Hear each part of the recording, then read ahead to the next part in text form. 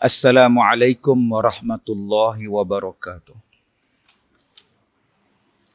Bismillahirrahmanirrahim. Alhamdulillahi rabbil alamin. Wassalatu wassalamu ala rasulillah wa ala alihi wa ashabihi ajma'in. Qala Allah Ta'ala fi kitabihil karim. A'udzu billahi minasy syaithanir rajim. Ma nansakh min ayatin aw nunsiha na'ti bi khairin minha aw mithliha. Alam ta'lam anna Allah ala kulli syai'in qadir. Sadaqallahul azim. Nabi sallallahu alaihi wasallam bersabda, "Idza tazawwaja al-'abdu faqad istakmala nisfa dinihi falyattaqillah fi nisfil baqi." Nabi SAW bersabda, apabila seseorang hamba Allah itu berkahwin, maka sesungguhnya dia telah berusaha menyempurnakan sebahagian agamanya. Oleh itu hendaklah dia bertakwa kepada Allah pada sebahagian yang berbaki.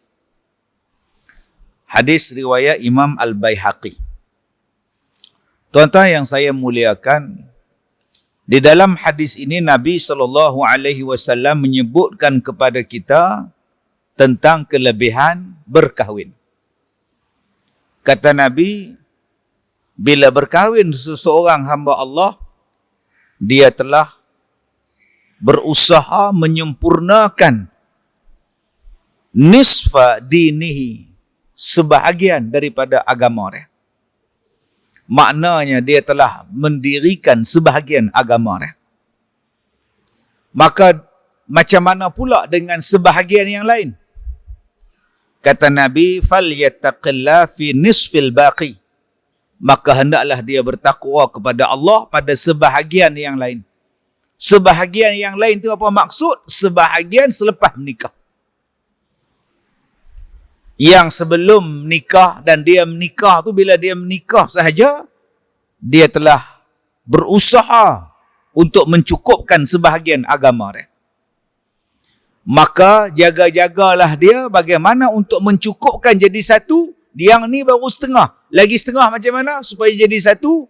Selepas berkahwin, berusahalah, bertakwalah kepada Allah pada setengah bahagian lagi.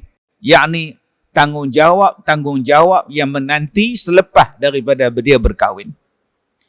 Maksudnya kalau kita berkahwin dan kita melaksanakan tanggungjawab kita yang telah difardukan oleh agama, maka alhamdulillah kita telah mendirikan agama kita.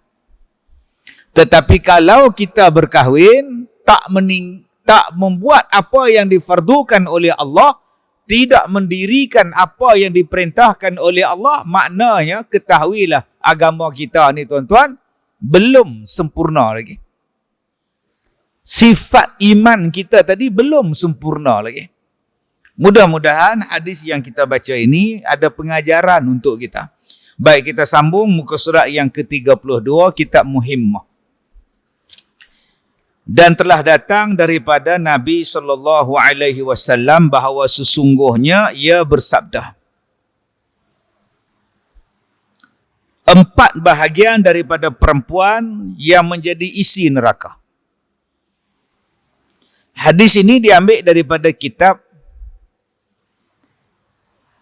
Ilal Ibadi Wasabil Rashad.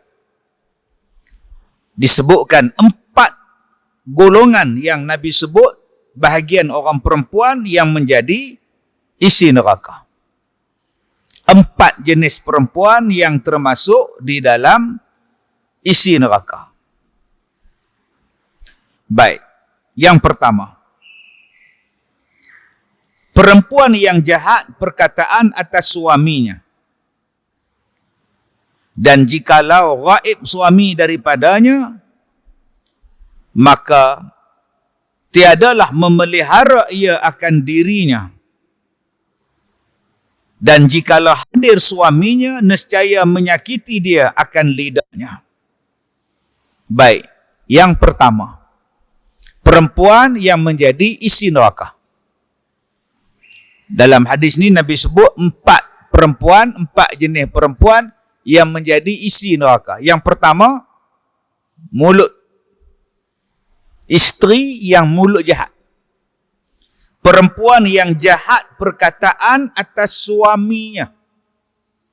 Sebab tu saya suka nasihatkan pada akak-akak, panggilan kita kepada suami kita tu menentukan hormat atau tak hormatnya kita pada suami kita. Nombor 1, apa yang dipanggil. Ada orang panggil abang, ada yang panggil darling, ada yang panggil sayang, ada yang panggil B, ada yang panggil nama. Suami nama Din, dia panggil Din je. Ada nama pun tak panggil, dia panggil you. I, you. Panggilan itu menunjukkan tanda hormat. Jangan sampai panggilan tadi menunjukkan bahawa seorang isteri tadi tidak hormat kepada suami dia. Yang kedua, jahat perkataan ini apa? Iaitu apabila suami tidak memberi sesuatu yang dia nak. Maka dia pun kata kepada suami dia, awak tu memang jahat.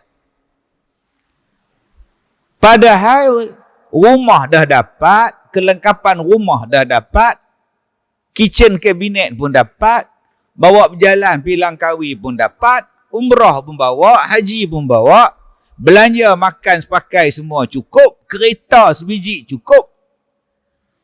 Suami ni, isteri minta beli kat dia barang mah abu anak raya, suami tak beli. Dengan sebab sekali tak beli tu, terus dia belasah jahat.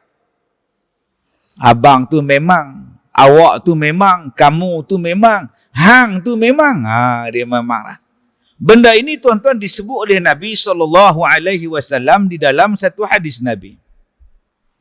Nabi kata apa? Thumma ra'at minka syai'an qalat ma ra'aitu minka khairan qattu. Ada orang perempuan, bila sekali suami dia tak tunaikan permintaan dia, maka dia sebut kepada suami dia, ma ra'aitu minka, aku tak pernah tengok daripada engkau khairan qattu, suatu kebaikan pun. Padahal yang pinggang dia daripada 24 jadi 42, laki bagi makan, tak ada baik apa. Daripada rumah sewa, lah dah ada rumah 2 biji, tak baik apa. Daripada makan dulu atas pinggan melamin je, sekarang pinggan alkorok, pinggan klorok makan, tak baik tang mana. Sebab tu kadang-kadang kita ni menikah 30 tahun, sekali suami buat jahat, dia belasah suami jahat, jahat semua dah. Sebab tu buatlah keadilan. Manusia ni yang mana tak buat salah? Abang-abang, manusia mana yang tak buat salah? Kita pun ada salah. Jadi janganlah sekali kesalahan isteri, kita lupa 1000 kebaikan isteri. Akak-akak, sekali kejahatan suami, janganlah lupa 1000 kebaikan suami. Sebab tu kita ni ada neraca, timbang. Orang kita sekarang bila ada masalah terus nak bagi tahu ke orang. Bila ada masalah keluarga terus nak bagi tahu ke orang. Bagi tahu dalam Facebook, bagi tahu dalam TikTok. Terus telefon orang sana, telefon orang sini, sabar sat dulu. Kalau boleh diselamatkan rumah tangga, selamatkan dulu. Kalau dah jahat sangat tak apalah. Pilah mahkamah selesaikan. Jangan suka sangat pergi buka rahsia suami, buka rahsia isteri. Takut bila kita duk membuka rahsia masing-masing, duk membuka aib masing-masing, kita jadi apa yang kita baca sekarang ni, menyakiti suami, menyakiti dia. Dia tak cakap banyak, dia duk diam, dia malas bergaduh. Isteri je duk cakap banyak, duk pompang. Ada pula kawan-kawan yang dalam YouTube, dalam Facebook, duk komen pula. Bagi hangat lagi. Duk siram minyak lagi. Lagi seronok isteri hentam suami dia. Yang suami duk diam. Jaga-jaga tuan-tuan. Yang pertama ni, yang jadi isi neraka, hak jenis tu. Bila ada suami, menyakitkan hati suami. Bila suami tak ada, dia tak memelihara diri dia. Dia buka aib suami dia. Nang yang pertama. Yang kedua, perempuan yang membuat ia akan suaminya barang yang tiada ia kuasa. Isteri yang menyuruh suami dia buat sesuatu benda yang dia tak mampu. Tuan-tuan yang saya muliakan, dalam kehidupan perkahwinan kita ni, mudah. Yang bagi susah kita. Kita yang bagi susah. Pasal apa? Cari pasangan yang tak betul. Cari pasangan yang tak tepat. Itu punca nak jadi susah. Cuba cari pasangan yang tepat. Cari pasangan yang betul. Cantik. Kita baca dengan satu kata-kata. Carilah pasangan yang menjadikan engkau berwarna, cantik. Jangan cari pasangan yang menghilangkan warna engkau. Hari ini perkataan-perkataan macam tu banyak kita dapat. Punca yang nak jadi muram, punca yang nak jadi stres, punca yang nak jadi penyakit, punca yang nak jadi tak seronok, ialah memilih pasangan yang tak betul. Tanpa bertanya pada orang, tanpa melalui risikan, tanpa melalui bertunang. Dia melalui ialah cinta dan nafsu. Cinta dan nafsu. Istikharah tak buat. Minta mak bapak reda tak buat. Agama tak dilihat. Kemudian, bila bersanding, tulis dekat profil, til jannah. Buat love, mini love. Belaga macam tu. Kemudian sengit kepala sikit. Sehari buat love besar pula. Mai 4 minggu, nikah, cerai. Apa guna mini love hari tu? Apa guna? Saya kata dah tadi tuan-tuan. Cari yang betul. Cari yang betul. Saya bagi contoh. Dulu saya cakap dah. Datang jumpa, minta saya buat surat sokongan. Dia kata, Ustaz tolong sign buat surat sokongan sikit. Menantu saya ni kerja di Sabah jadi cikgu sekolah. Nak minta tukar, mai balik Semenanjung. Pasal anak saya ni dah seorang-seorang dia, ada anak kecil pula. Susah lah, laki duduk di Sabah, dia duduk di Semenanjung. Perkahwinan jarak jauh. Cikgu sekolah tak boleh tukar. Dah minta isi borang jenuh dah, tak dapat lagi. Berapa tahun dah menikah? 2-3 tahun dah, anak seorang lah. Jadi beban sikit lah Ustaz. Laki tak ada. Laki duduk jauh. Saya tanya pada cikgu ni. Anak dia cikgu. Cikgu masa bertunang dengan suami tu. Tahu tak suami tu kerja duduk di Sabah? Tahu. Tahu tak kalau kahwin susah minta tukar? Tahu. Tahu tak nak dapat PJJ ke, nak dapat tukar balik ke Semenanjung payah? Tahu. Yang tu yang pergi nikah dengan dia siapa? Tak boleh cari cikgu sekolah, hak satu sekolah. Takkan tak ada cikgu bujang di sekolah? Takkan cikgu bujang tak ada sekolah depan tu? Cikgu sekolah menengah, pergi cari cikgu sekolah rendah.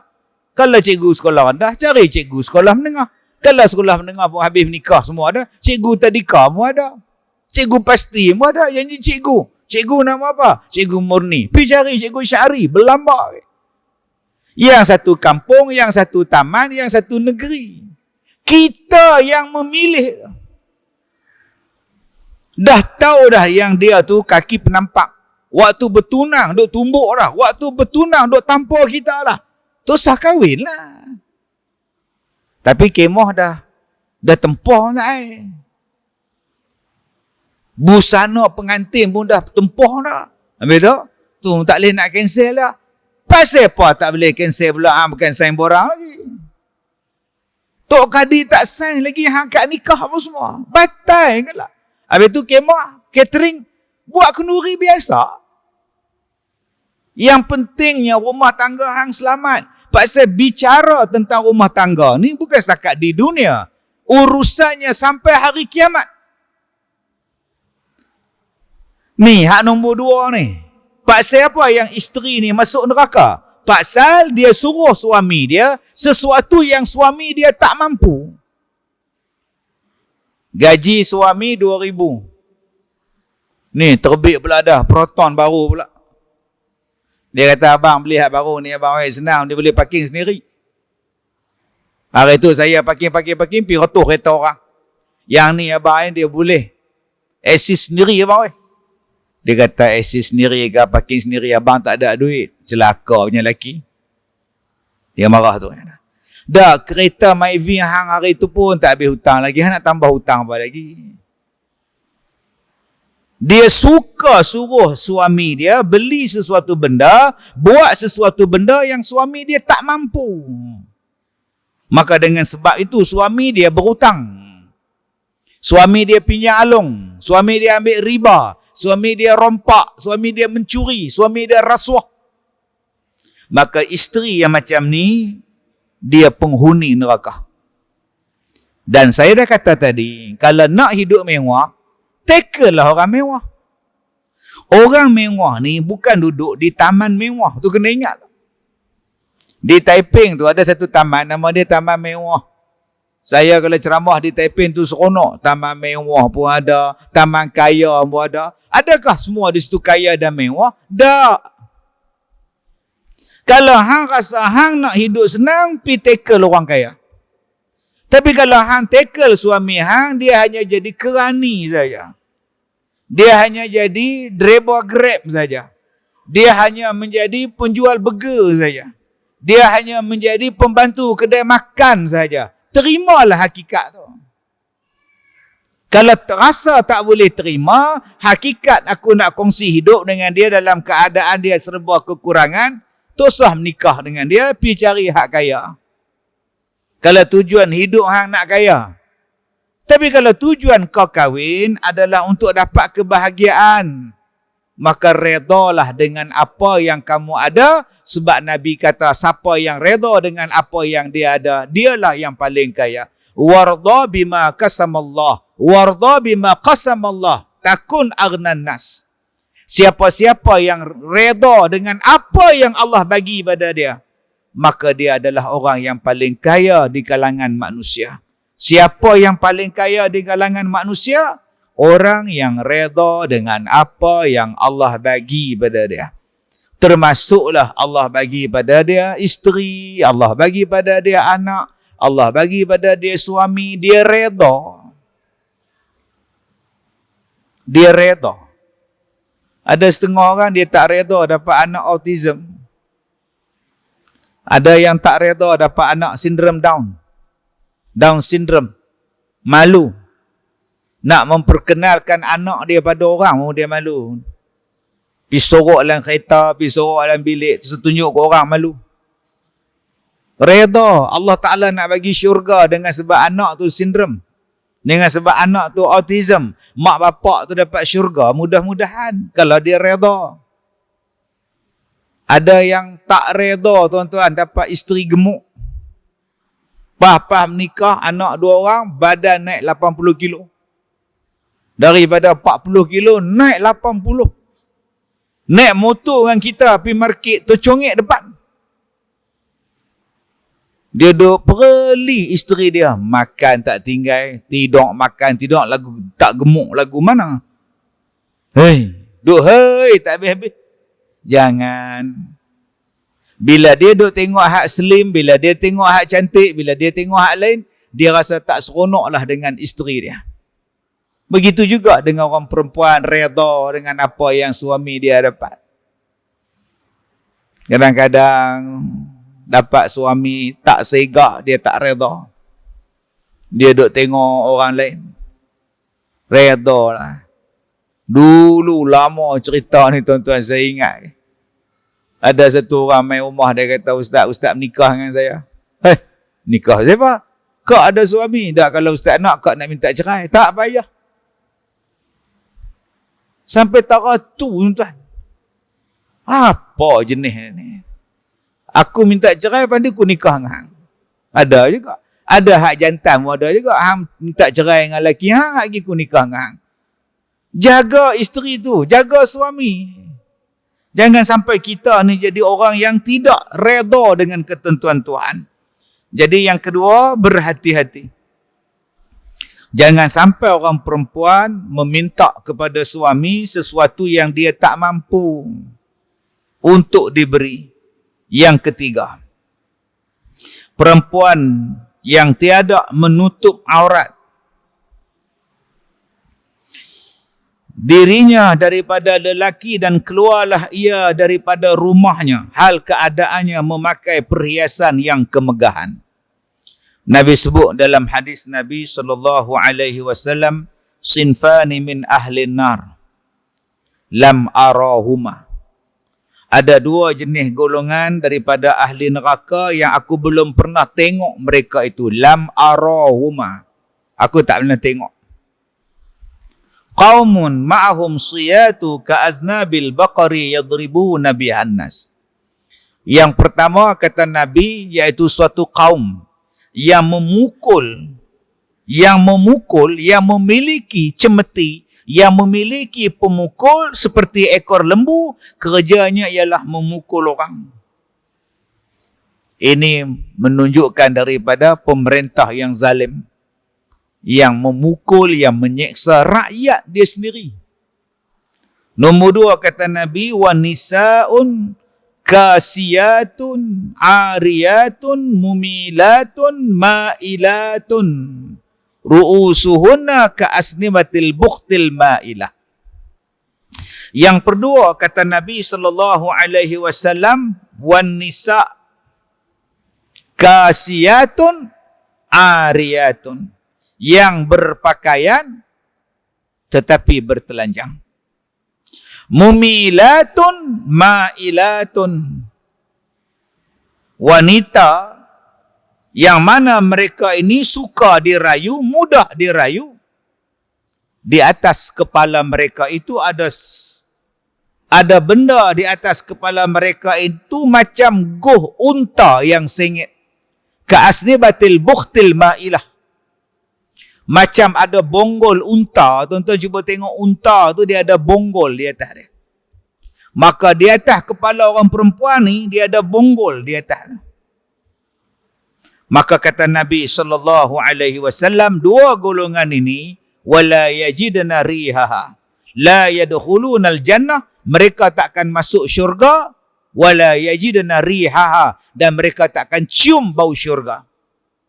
Wa inna rihaha la yujadu min masirati kaza wa kaza, sedangkan bau syurga dapat dicium daripada jarak yang jauh. Ada yang kata 500 tahun perjalanan dah bau wanginya syurga. Dua golongan ini takkan dapat cium bau syurga. Pertama, pemimpin yang zalim. Yang keduanya adalah perempuan-perempuan yang Nabi sebut dalam hadis ini. Yang pertamanya, kasiyatun ariyat, berpakaian tetapi bertelanjang. Ni dia. Okey. Baju tu lah, pakai baju tapi macam tak pakai. Dengan seksi, dengan singkat, dengan nipis, dengan ikut bentuk badan. Tak ada malu lah. Keluar daripada rumah pakai skirt singkat, ketat, melekat. Nak kata berpakaian tapi macam tak berpakaian. Nak kata tak berpakaian tapi berpakaian. Sudah hilang malunya. Dan suami itu pula tak tegur. Takut kita tengok. Dia jadi bangga pula. Isteri berjalan pakai bra. Nak kata bra, tak bra. Tapi bra, pergi supermarket. Ada juga orang perempuan yang atas nama bersukan. Naik basikal. Ketat segala baju naik basikal. Itunya ramai orang perempuan lelaki-lelaki pun join sekali. Hari Sabtu Ahad naik basikal. Pasal perempuan ketat. Tu belum masuk lagi. Hak berenang, terjun, lompat, gym rama, gimnastik. Zaman Nabi tu, Nabi kata tak ada zaman tu. Sebab tu dalam hadis ni Nabi sebut lam arahuma, aku tak pernah tengok. Maknanya yang tu tak ada zaman Nabi. Tak ada. Pakaian macam tu zaman Nabi tak ada. Walaupun Nabi tu duduk di Mekah, ada orang jahiliah. Jahiliah pun tak pakai macam tu. Nabi duduk di Mekah tu berapa puluh tahun tuan. Orang jahiliah pun tak ada. Nabi kata di akhir zaman orang Islam ada yang pakai macam tu. Ala ru'usihinna, atas kepala mereka itu ada bonggol unta. Goh unta yang sengit. Dulu ada orang petikai saya, dia kata ustaz, goh unta yang sengit tu dia pakai apa nama sanggul. Sanggul tu dia bagi tinggi lagu tu. Haram tu. Saya kata haram. Pasal apa? Rambut dia bertutup. Nak kata haram apa? Dalam hadis sebut, dia jadi macam bonggol unta. Nabi kata, di atas kepala mereka itu ada bonggol unta. Cuba tengok bonggol unta, goh unta, bengkok unta tu, bentuk dia lagu mana? Bentuk dia lagu ni. Letak di atas kepala. Dan kata Nabi, orang macam tu tak ada di zaman Nabi. Tak ada. Setakat sanggul tu ada zaman Nabi. Perempuan bersanggul tu ada. Hadis-hadis tentang sanggul pun ada. Laki-laki bersanggul, perempuan sembahyang, ada sanggulnya. Nabi kata yang ni tak ada zaman aku. Di atas kepala orang perempuan tu, dia bubuh menatang tu. Saya kata cuba tengok dalam dunia sekarang. Apa benda yang orang perempuan letak di atas kepala dia macam bonggol unta. Nama dia crown. Bila menang Ratu Cantik, dapat. Bila menang Ratu Kebaya, dapat. Bila menang Ratu Miss World, Miss apa nama, dia letak. Cuba tengok bonggol atas kepala dia. Crown dia tu. Dan benda tu tak ada zaman Nabi. Mana ada orang macam tu pertandingan Miss Mekah, Miss Jahiliah, Miss Arab, tak ada. Sebab tu orang Islam jangan masuk pertandingan Ratu Cantik. Kamu memperagakan badan kamu, kamu memperagakan bentuk badan kamu, kamu mendedahkan aurat kamu. Nabi kata sinfani min ahlin nar. Dua golongan ini. Bila kita kata orang Melayu, orang Islam tak boleh Ratu Cantik, orang Melayu juga bantah. Mana boleh memberi markah kepada ciptaan Allah? Nak bagi markah pada benda yang kita boleh usahakan. Pertandingan menggubah kain tuala, boleh bagi markah. Yang ni buat gubah jadi telok, yang ni gubah jadi tembikai, yang ni gubah jadi Proton X90, silakan. Boleh bagi markah. Tetapi ciptaan Allah tak boleh bagi markah. Ambil 5 orang perempuan bagi markah. Yang ni mata besar 7 sudah. Oh, yang ni mata lawa perfect 10. Oh, yang ni kulit dia cantik perfect 10. Yang ni 47 sudah. Mana boleh bagi markah macam itu? Sebab itu dilarang pertandingan Ratu Cantik. Dan benda tu kata Nabi lam arahuma, aku tak pernah tengok benda tu. Memberi markah pada ciptaan Allah. Maka perempuan yang keluar daripada rumah tiada menutup dirinya daripada lelaki. Dan keluarlah ia daripada rumahnya hal keadaan memakai perhiasan yang kemegahan. Allahu Akbar. Okey. Yang keempat. Perempuan yang tiada baginya cita-cita, melainkan hendak makan dan minum, dan tidur, dan tiada baginya gemar pada pekerjaan sembahyang, dan tiada gemar pula berbuat taat kepada Allah dan Rasulnya, dan tiada gemar pula taat bagi suaminya. Yang keempat, perempuan yang menjadi isi neraka ialah yang pertamanya. Yang pertama di sini dia sebut, yang keempat, cita-cita bagi dia tak ada. Melainkan dia jadi isteri, kerja dia nak fikirkan makan, minum, tidur. Dia kerja dia kulu wa yatamattam, makan dan enjoy. Makan dan seronok. Tak suka sembahyang, tak suka nak taat pada Allah, tak suka nak taat pada Rasul, tak suka nak taat kepada suami dia. Allah Ta'ala sebut di dalam Al-Quran, Allah Ta'ala bagi peringatan pada golongan ini yang tak suka dengan ayat Allah, yang tak suka dengan hukum dalam surah Al-A'raf ayat 147. وَالَّذِينَ كَذَّبُوا بِآيَاتِنَا وَلِقَاءِ الْآخِرَةِ حَبِطَتْ أَعْمَالُهُمْ هَلْ يُجْزَوْنَ إِلَّا مَا كَانُوا يَعْمَلُونَ. Dan orang-orang yang mendustakan ayat-ayat Allah dan mendustakan akan menemui akhirat, sia-sialah perbuatan mereka. Mereka tidak diberi balasan melainkan apa yang telah mereka kerjakan. Hadirin hadirat yang dirahmati Allah, inilah dia 4 golongan yang kata Nabi menjadi isi neraka bagi orang perempuan. Jadi abang-abang jangan duduk seronok sangat. Ustaz malam ni betul-betul kena tibai orang perempuan, sabar Ustaz lu. Lagi 3 lagi pula masuk belah kita pula. Kecelakaan bagi suami pula. Ni hak bagi isteri lu. Jangan bila masuk hak suami kita tak mai pula. Kena hak isteri kita mai. Duk cangok. Mai kena hak belah kita pula, tutup. Pa pun tak mau dah. Nak bagi elok, dua-dua kena dengar. Baik. Yang ni lah yang paling menakutkan kita. Allah Ta'ala sebut di dalam Quran, Inna ja'alna ma'alal ardi zinatan laha linabluwahum ayyuhum ahsanu amala. Dalam surah Al-Mulk ada, dalam surah Al-Kahfi pun ada. Kita turun daripada masjid, kita tengok kasut. Kasut tu Allah Ta'ala jadikan ilham untuk manusia mencipta dia. Dan bila ada kasut, dia jadi ujian pada kita. Kasutnya.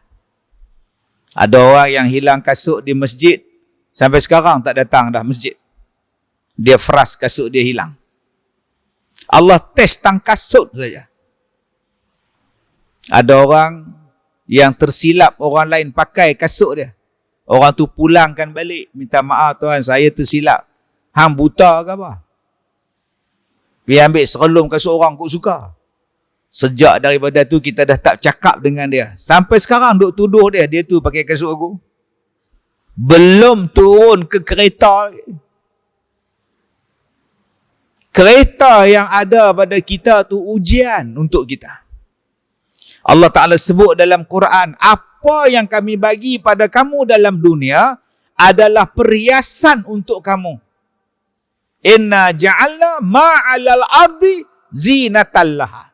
Zinah tu maknanya perhiasan. Kena faham betul-betul itu. Sebab ada orang perempuan nama dia Rozina. Dia kata apa ni nama tak elok ni, zina ni. Hai makcik, Rozina lain. Zina lain. Zina lain. Zina lain. Ziana lain. Zin lain. Sikit perkataan membawa makna yang berbeza. Jin lain. Jinnah lain. Jannah lain. Junnah lain. Jin. Jinnah lain pula. Jinnah tu dalam bahasa Hindustan pagal. Dalam bahasa Melayu cari sendiri. Dia to pagal hai, dia dilwana hai. Tu nama dia jinnah. Jannah syurga. Junnah benteng, perisai. Dia berhati-hati. Sebab ada orang dia marah pak dia bubuh nama dia Normawati. Ustaz, pak saya ni buh nama Normawati. So what? Yalah wati-wati ni tak elok. Tak elok siapa? Wati Wati kan ni suami isteri berhubung, suami isteri hubung badan tu wati. Tu wati. Kak Wati. Ti senyum sikit. Wati. Tu Wati. Normawati. Salawati. Yang hak tidur laki bini tu Wati. Tu. Kak orang nama apa? Salawati. Tak. Salawati. Normawati. Tak apa kak oi. Tapi tak sedar. Wati-wati tak suka orang duk perling. Kau suka hang lah. Orang kata tak apa lah. Jadi penin tak ni. Abang-abang hak mana nak dapat anak ni? Fikir lubuh nama apa? Jangan main belasak. Baik. Dia sebut. Kalau saya kata tadi kasut tu pun ujian untuk kita. Kereta tu pun ujian untuk kita. Balik ke rumah. Rumah ujian untuk kita. Balik di rumah. Tengok anak duk selera. Tengok TV. Tu pun ujian untuk kita. Isteri keluar daripada dapur, duk bawa mi tom yam apa semua ni. Isteri itu pun ujian untuk kita. Kata Allah, kami jadikan apa yang ada di atas bumi ini ujian untuk engkau. Supaya kami tahu siapakah di kalangan kamu yang membuat paling baik amalan terhadap apa yang aku bagi pada dia. Linabluwahum ayyuhum ahsanu amalah. Salah satu ujian yang Allah Ta'ala bagi kepada kita sebagai perhiasan. Nama dia ialah isteri. Isteri itu perhiasan kita. Suami itu perhiasan kita. Untuk apa? Untuk apa? Kita menikah tahun 69, kita menikah tahun 84, kita menikah tahun 93, kita menikah bulan lepas. Untuk apa? Kata Allah, untuk kami tengok siapakah di kalangan kamu yang paling baik amalan dia. Allah bagi kita bendang untuk apa? Supaya kami tahu siapa yang paling baik amalan dia. Allah bagi jawatan kita cikgu sekolah untuk kami tahu siapa yang paling baik amalan dia. Allah Ta'ala bagi kepada kita rumah nak tengok siapa yang paling baik amalan dia. Jadi untuk konteks kita malam ni, Allah Ta'ala bagi kita suami, Allah nak tengok siapakah di kalangan kita yang paling baik amalan dia. Allah Ta'ala bagi kita isteri supaya Allah tengok adakah kita orang yang paling baik amalan dia. Baik, tuan-tuan yang saya hormati. Allahu Akbar. Bagi orang perempuan, puasa dah habis dah, puasa 6. Raya dah. Puasa yang raya kedua hari itu pun saya ada puasa sunat dah. Oh, rajin. Rajin kau puasa. Ni hari ni pun puasa hari Senin. Oh, bagusnya. Kak, tudung labuh no. Allah Ustaz, tudung 3 segi tak apa nak confident. Kak, daripada dulu pakai tudung labuh. Stokin ni daripada kaki sampai ke paha. Punya tobai stokin. Oh, baguslah kak ni lah. Oi, tutup aurat lah Ustaz. Oi. Kak bela mak juga. Mak lumpuh, kena stroke. Ada kat rumah tu kak bela dia. Kak pun pergi kerja. Bela mak. Oh, bagusnya. Anak berorang. Anak 8.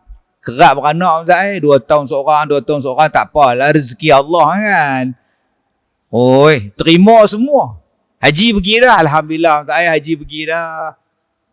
Quran tiap hari baca. Kak baca 1 hari 1 juzuk. Sebulan habis. Khatam. Oi. Baikkah dia ni? Belum. Sabar sahalah. Allah Ta'ala uji dia tang mana? Suami dia. Suami itu perhiasan pada dia. Suami Allah Ta'ala uji melalui suami. Suami dia kata, lihau abang cadang nak menikah lagi seorang. Tolong sign Zat. Nanti mahkamah nak panggil leha pergi mahkamah nak tanya layak tak layak menikah. Agak-agak tudung labuh tu dia buat apa? Dia buka tudung labuh tu, dia cekik laki dia dengan tudung-tudung tu. Mak dia hak lumpuh tu minta ayah. Ayah ambil sendirilah. Tak larang nak nusua dah. Laki nak nikah lain tu. Dia marah lah mak dia. Quran pun tak baca lah. Yang dia duk baca sekarang, WhatsApp group. Pi mana yang tadi baca Quran? Pi mana yang tadi puasa sunat? Pergi mana yang tadi yang jaga mak bagus? Pi mana tadi yang sembahyang semua bagus? Hanya kerana berubah pasal suami menikah lain. Dia bantah sungguh. Di situlah kata Allah tadi, Allah nak test kita. Banyak tuan-tuan yang fail. Fail. Yang ni. Inilah bab last sekali bab perempuan dalam kitab Muhimmah ni. Pengarang kitab pun cerdik, dia buah ujung-ujung ni. Buah awal lagu ni, perempuan tak main dah. Dia pun buah ujung-ujung. Cuba tengok dia kata apa. Ketahuilah olehmu bahawa sesungguhnya hukum segala perempuan yang bantahan, yakni yang tiada ikut ajaran suami dan taat itu setengah daripada dosa yang besar, lagi dimurkai oleh Allah Subhanahu wa taala. Dan sebab itulah yang memasukkan mereka ke dalam neraka. Hukum bantah suami. Jawapan dia neraka. Okey. Jadi kalau nak marah macam mana pun jangan menjerit. Kita duduk rumah flat. Dengar sampai bawah. Jaga pun dengar. Menjerit baling pirin, baling pinggan. Jantan tak guna. Sudah. Hilang habis dah telekung. Padahal geng tadarus Quran. Bila mai gila tu, tadarus tak tadarus. Sebab tu Allah Ta'ala nak tengok apa yang kita buat bila berlaku sesuatu kejadian. Anak kita balik pada sekolah, bas sekolah tu langgar dia. Van sekolah tu langgar anak kita. Kelang kabut lah kita lah, ambulans lah, apa semua. Last sekali Allah sayang anak kita, Allah ambil. Allah nak tengok apa yang kamu buat bila anak kamu kena langgar. Pukul driver van, bakar driver van, bakar van, menjerit, pengsan, atau apa? Ada yang pergi pukul driver van tu. Driver kata saya tak tahu, tiba-tiba dia melintas kat depan van. Mana saya tahu? Dah hang pasal apa tak turun pimpin dia lintas jalan. Pakak pukul pula, masuk hospital pula pakcik tu.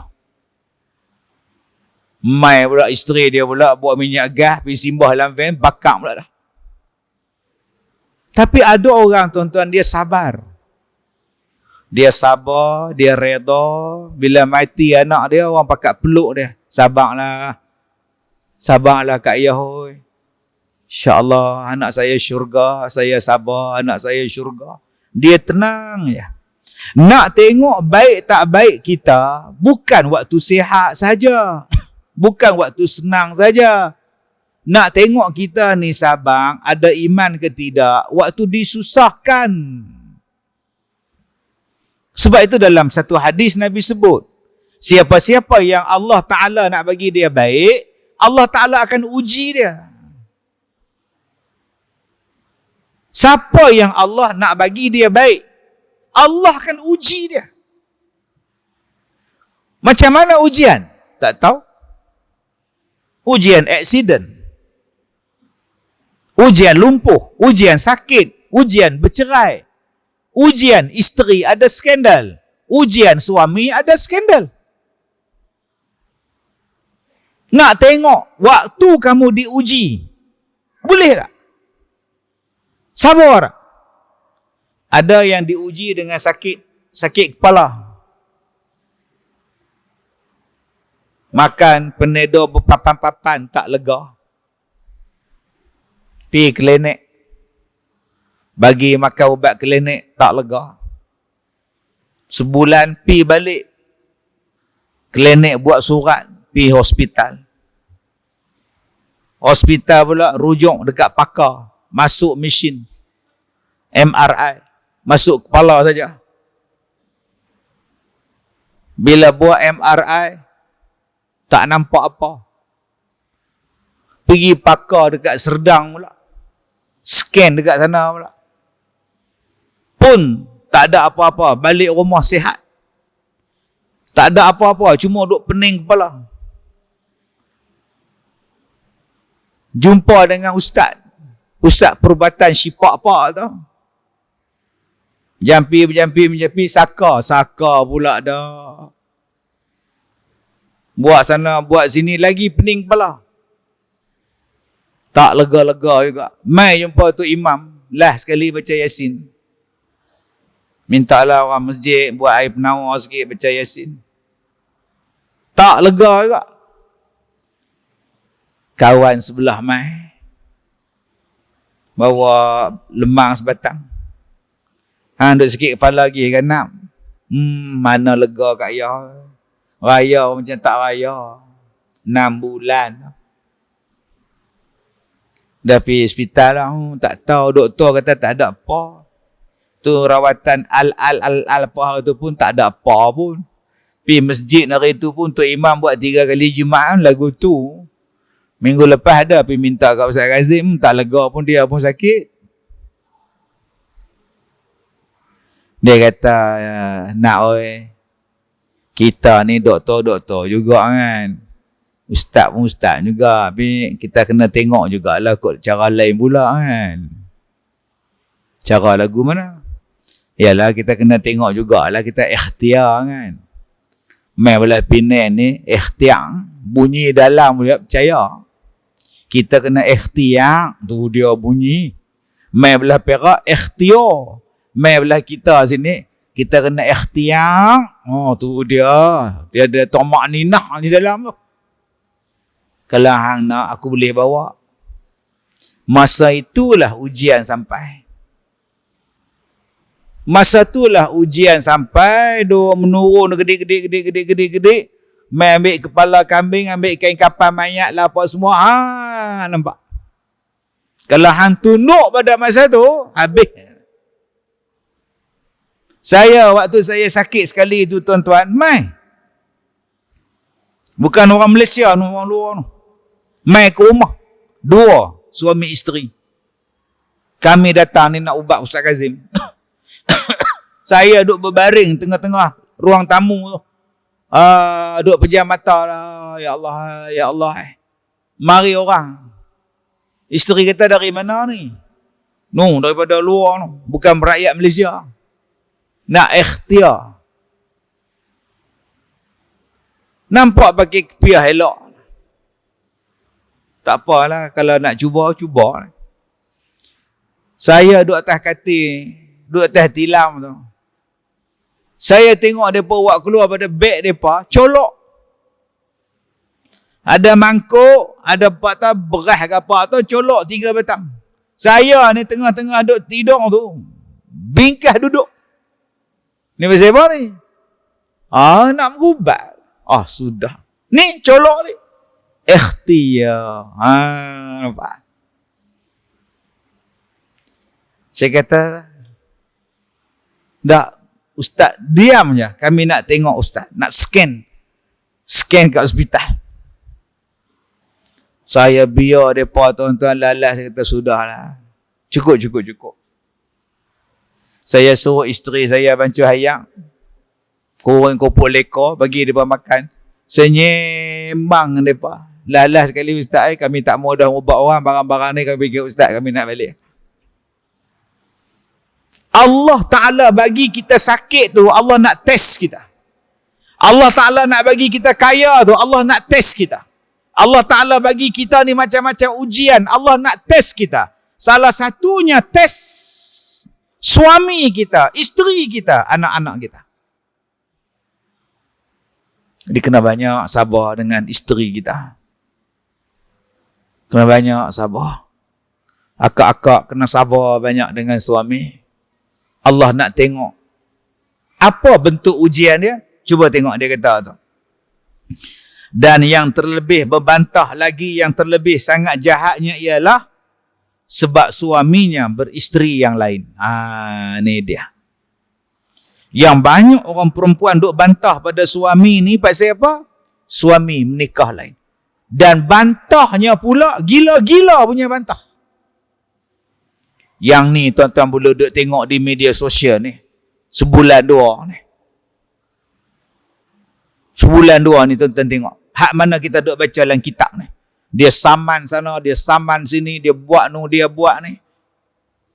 Hak suami ni tak boleh kata apa, duk nganga lah. Orang pukul hentam dia. Tu yang saya sebut dalam surat khabar baru ni. Saya kata kalau suami tu buat nikah betul, halal dia menikah. Isteri yang kedua. Kenapa nak dipanggil penyondol? Keluar dalam surat khabar baru ni. Dah kecoh dalam TikTok. Ustaz Kazim kata jangan panggil penyondol. Kalau mereka menikah elok-elok, bukannya mereka buat jahat, mereka menikah elok. Kenapa panggil penyondol? Bila saya kata macam tu, saya pun dituduh penyondol. Kazim penyondol, kata dia. Astaghfirullahalazim. Padahal saya tegang. Jangan kita ni benci kepada menikah dua, sampai kita marah pada hukum Tuhan. Ini kita huraikan ini. Dia kata itulah dosa yang amat besar dan bala yang amat keras. Maka betapa tidak ada yang demikian bahawa sesungguhnya adalah marahnya itu seolah-olah pada barang yang disuruh oleh Allah dan pada hukum yang didatangkan oleh Nabi SAW. Maka tiadalah yang terlebih jahatnya daripada perempuan yang demikian itu, kerana menyuruh oleh Allah Ta'ala akan bernikah dengan firman-Nya fankihu ma taba lakum minan nisa masna wa thulatha wa rubang. Maka bernikahlah oleh kamu barang yang baik pada kamu daripada segala perempuan, 2 atau 3 atau 4. Surah An-Nisa ayat yang ketiga. Baik, muslimin dan muslimat mudah-mudahan dirahmati Allah. Di sini timbul suatu isu. Suami kahwin lain. Suami kahwin lagi seorang. Isteri bantah. Isteri tak setuju. Apa hukumnya Ustaz? Baik. Yang pertama, apa sebab isteri bantah? Apa sebab isteri tolak? Apa sebab isteri tak setuju dengan perkahwinan si suami pada perkahwinan yang kedua? Atau 3 atau 4? Okey. Kak Leha.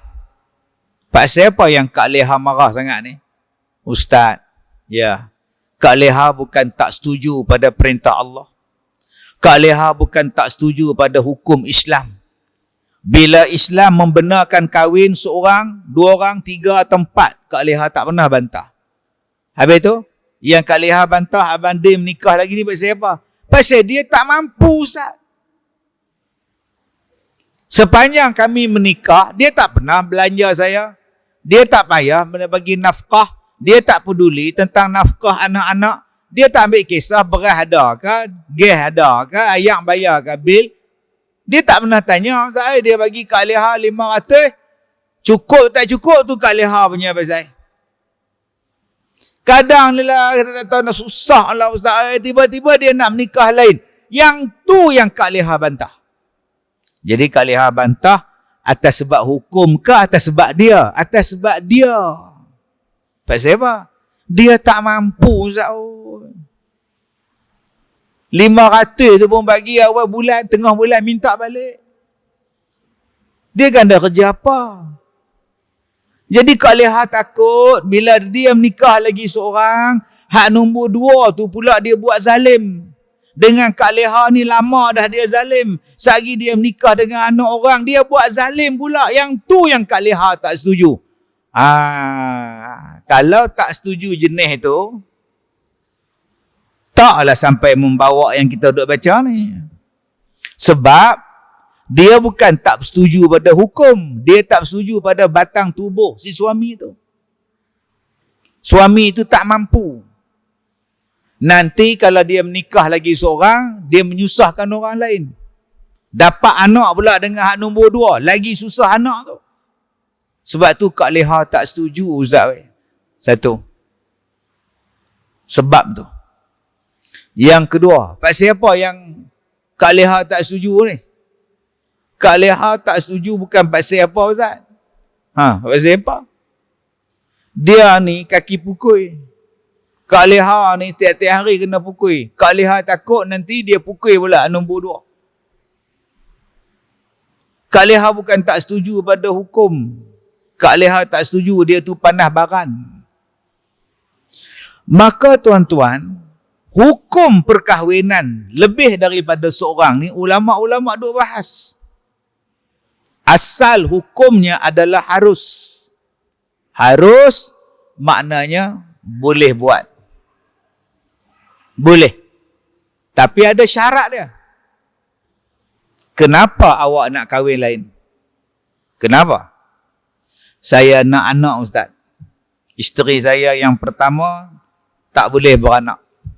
Dia dah 3 kali dah buang sis. Nak beranak lagu mana? Banyak kalinya buang. Dengan rahim dia buang sekali, Ustaz. Saya baru 34. Saya nak anak, Ustaz. Sebab itulah Islam mengharuskan poli. Poli itu banyak. Gami itu nikah. Dia ambil pada bahasa Yunani. Poligami. Nikah banyak. Asalnya poligamus. Mai bahasa kita jadi poligami. Kalaulah poligami tak dibenarkan oleh syarak, apa jadi dunia ni? Ada orang yang menikah lagi. Tanya dia dekat dia, Abang Din, pasal apa Abang Din menikah lain? Isteri saya tak boleh beranak, Ustaz. Isteri saya sakit. Saya nak anak. Saya ada harta. Saya nak anak saya mewarisi harta saya. Tapi dia tak boleh memberikan anak pada saya. Sebab tu saya nak menikah lain. Kita tanya dia pula. Hak menikah nombor 2 ni confirm dapat anak ke? Tu saya tanyalah. Hak nombor 1 pun kita tak confirm. Hak nombor 2 pun Allah tentukan. Kenapa yang dibagi menikah 2 ni? Untuk mengelakkan zina dan maksiat. Yalah, ada di isteri di rumah, tak? Ada, tapi hak jahat di luar ramai. Hak dia nampak hak di luar tu. Kacau. Suami di luar negara, isteri di Malaysia. Balik 6 bulan sekali. Ada suami jadi nurse di negara Arab, setahun 2 kali dia balik. Hak suami di Malaysia ni macam mana? Sewa pula sebelah asrama nurse di Malaysia. Hak isteri dia bernurse, tapi tak boleh tengok. Yang ketiga, saya ni mulut jahat. Mulut jahat, tuan-tuan. Satu hari pergi ke Nuri. Saya pergi ke Nuri, orang kahwin, orang tua dalam 40-an kahwin. Suami orang kahwin. Saya pergi, baik dengan laki dia, baik dengan isteri dia. Saya pergi makan-makan nasi, isteri dia mai. Saya kata, kau hebat. Pergi minang madu. Dia minang madu untuk suami dia. Kau hebat, no? Pergi minang madu kat suami kau. Tak larat layan dia. Rambut tak pernah kering.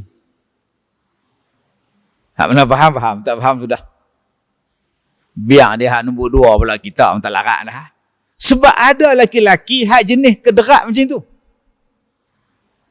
Kalaulah Islam tak bagi menikah lagi seorang, isteri hak pertama ni masuk hospital.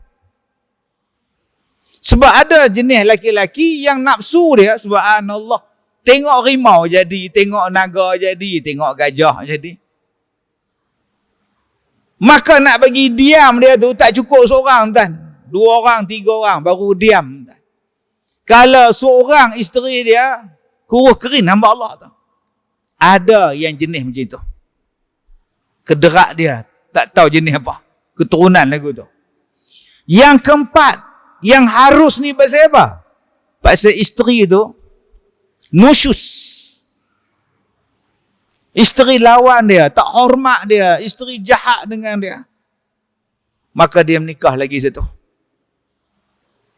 Yang kelima, pasal apa yang dibenarkan? Untuk membanyakkan zuriat keturunan Nabi Muhammad sallallahu alaihi wasallam. Maka hukumnya adalah harus. Selain daripada dia mampu fizikal dan mental. Dia mampu daripada segi bergilir, dia mampu daripada segi nafkah, dia mampu daripada segi wang, harus. Yang keduanya tuan-tuan, jatuh kepada sunat lah tadi. Jatuh. Kalau dia ada benda-benda macam ni, kalau gitu pilih kahwin. Yang ketiga, dia jatuh pada haram. Kalau perkahwinan poligami tadi membawa kerosakan, menzalimkan kepada orang, dia tak mampu, duit tak cukup, apa pun susah, bila dia menikah, dia menyusahkan yang banyak pihak. Kalau gitu tak payah kahwin. Seorang cukup. Wa in khiftum alla ta'dilu fawahidah. Seorang cukup. Yang seorang ni pun tak bahagia dengan kau nak tambah lagi. Kalau kau buat juga, ini salah. Jadi tuan-tuan yang saya hormati, itu asas ataupun perbezaan hukum dia. Asas kepada hukumnya adalah harus. Kemudian dia bertukar mengikut kepada situasi. Ini berlaku bukan untuk poligami saja. Yang menikah seorang tu pun. Kalau nak kira seorang, lagi banyak zalim daripada yang poligami. Saya ulang balik. Kalau ikutkan yang menikah seorang buat zalim, lagi banyak daripada yang buat zalim nikah ramai. Sebab yang menikah ramai jarang-jarang, yang menikah ramai kadang-kadang, yang menikah banyak sikit-sikit, yang menikah seorang ni ramai. Tuan-tuan boleh tengok berapa ramai hak menikah seorang pukul isteri. Berapa banyak yang menikah seorang tak bagi nafkah. Berapa banyak yang menikah seorang zalim. Adakah kita nak anti menikah? Saya tanya pada satu orang yang tak setuju menikah dua. Presiden persatuan tak setuju. Saya tanya, kak, pasal apa yang kak tak setuju poligami ni? Dia kata zalim.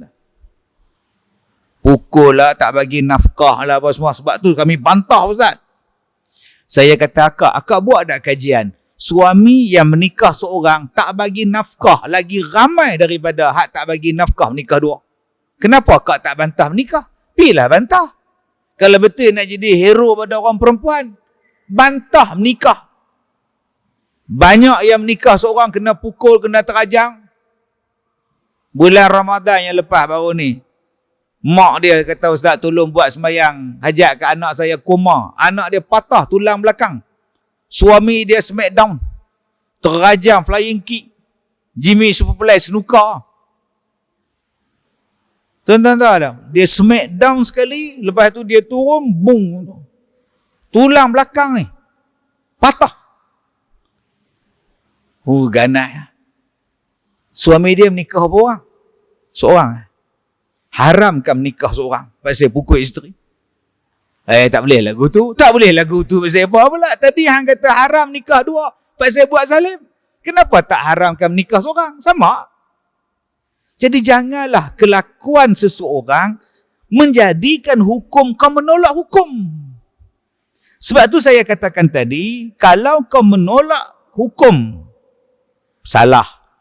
Tapi kalau kau tak setuju dengan sebab suami tak mampu, lain hukum dia. Jadi insya-Allah kita akan bicarakan lagi bab poligami ini pada kuliah yang akan datang. Masa bila boleh bantah dan masa bila yang tidak boleh bantah. Mudah-mudahan Allah memberikan kepahaman kepada kita. Sekadar itu sahaja, saya minta maaf jika terkasar bahasa. Wabillahi taufiq wal hidayah. Assalamualaikum warahmatullahi wabarakatuh.